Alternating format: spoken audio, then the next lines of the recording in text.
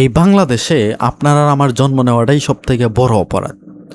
এই দেশে সব জায়গায় চুরি আর ডাকাতি, শুধু রাস্তাঘাট কাজের বেলা যে ডাকাতি বিষয়টা এমন না।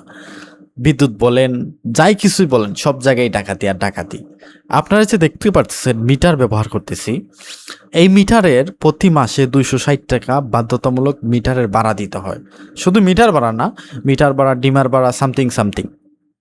আমাদের টাকা দিয়ে আমরা মিটার কিনে আমাদের বাসা বাড়িতে ইউজ করতেছি, এইটার আবার ভাড়া কেন? এইটার ভাড়া তোরা বাধ্যতামূলক করে দিছে। আবার আমি 1000 টাকা রিচার্জ করেছি, এখান থেকে আবার 47 টাকা বেট। তাহলে কি কি দাঁড়াইলো? 300 প্লাস অলরেডি চলে গেছে, আমি ব্যবহার না করো 300 টাকা অলরেডি চলে গেছে। এইরকম চুরি আর ডাকাতি সব জায়গায়। আবার কারেন্টের বেলা নাই। গ্রামে এমনও এলাকা আছে যে 24 ঘন্টার মধ্যে 10-12 ঘন্টা কারেন্ট পাওয়া যায় কিনা সন্দেহ আছে। টাউনে পাওয়া যায়, কিন্তু প্রতি ইউনিটের দাম 18 থেকে 20 টাকা। টাউনে 20-22 ঘন্টা পাওয়া যায়।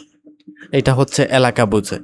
এইসব চুরি আর ডাকাতি করে যদি দেশের বিন্দু পরিমাণ তোরা উন্নতি করতে পারতি, তাহলে জনগণের মনে শান্তি আসতো।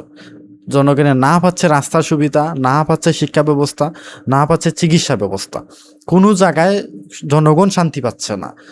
আর তোরা সব জায়গায় চুরি আর ডাকাতি, ট্যাক্স ব্যাট নে, ভালো কথা, সব জায়গায় সব দেশই ট্যাক্স ব্যাট নিতেছে। কিন্তু অন্যান্য দেশের ট্যাক্স ব্যাট নিয়ে জনগণকে ফেসিলিটিস দিচ্ছে, জনগণ ফেসিলিটিস বুক করতেছে।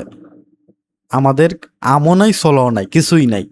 আমরা এমন এক দেশে বসবাস করতেছি।